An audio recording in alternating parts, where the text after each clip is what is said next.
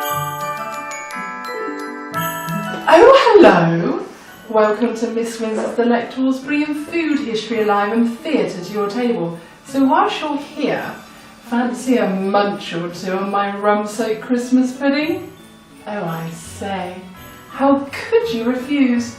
Moving on. Today I'm recreating from scratch, of course, Mrs Beeton's recipe for a rich and moist Christmas pudding, made with an extra special Miss Windsor twist, but more about that later.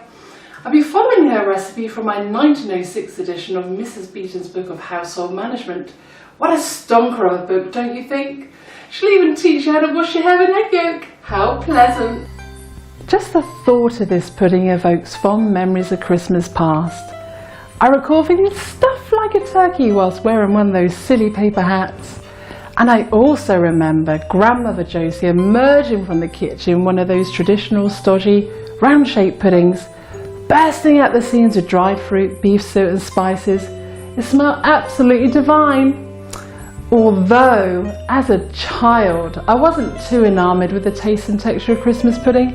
However, me and my brother couldn't wait for it to be doused in brandy, then to watch it go up in flames.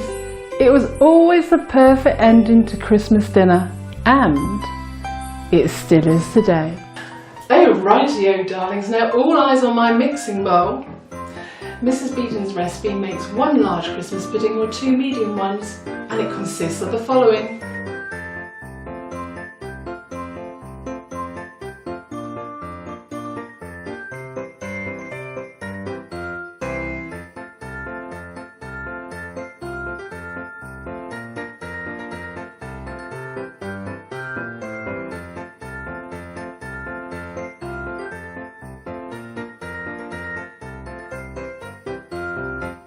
Mix all the ingredients together like so. It will take a while because it's quite stiff, you see, darlings. Okay, do the best job you can until it's mixed together. I would say that's enough for this part of the operation. Okay, now you add 140 ml of milk, 4 lightly whisked eggs, followed by juice of a lemon, and now the ultimate finishing touch, 1 wine glass of dark rum. Now a little bit of history about the Christmas pudding.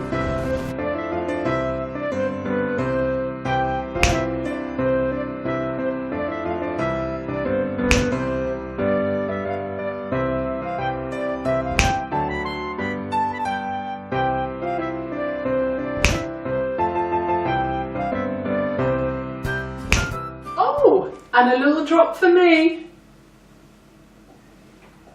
Oh, lovely. Now I like to use Lamb's Navy Rum, because having done some research, it was available during Mrs Beeton's era. Well, it says so on the bottle, established 1849. Now darlings, I use dark rum along with brown sugar and brown breadcrumbs, because it actually deepens the colour and prevents your pudding from looking rather anemic. Now we wouldn't want that, would we? Now darlings, mix the mixture together, or stir it, as one must do.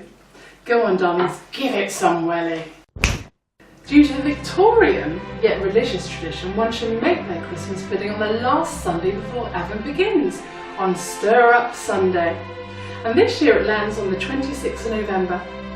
You see darlings, Stir Up Sunday is a special time when family gather together and take it in turns to stir the pudding mixture, whilst making a wish for the year ahead.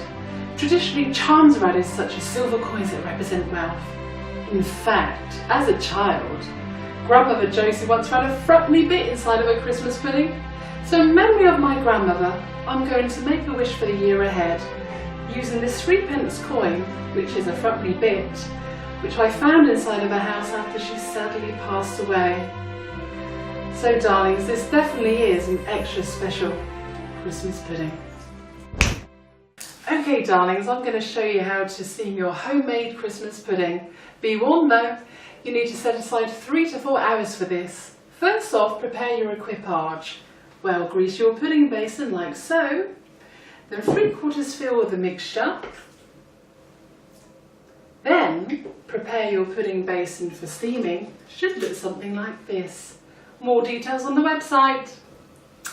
Rightio darlings, now grab a large saucepan, put a saucer in the bottom to stop the basin from cracking, like so. Then you need to fill about halfway up the pudding basin with water. Let's do that. Hope you like my big teapot. There we go, and put on to boil.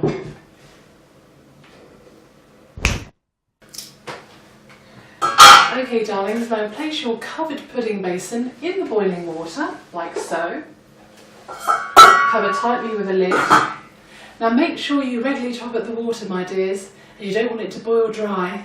Now darlings, so what are you going to do with yourself during those long hours of steaming? I'm sure you can think of something. Or why not fill out some Christmas cards, or pick up the old dog and bone and have a jolly good chinwag with your mother. After 3 to 4 hours, now you check that it's cooked, insert a skewer into the pudding. If it comes out clean, it's certainly cooked. If not, you need a little bit more steaming. So darlings, it should look something like this. Ta-da! Now all that's left is to serve it. Here we are darlings. Now I'm not going to spoil my puddings for Christmas Day, so I'm going to like this one that I bought in a Waitrose sale 2 years ago. Here we go.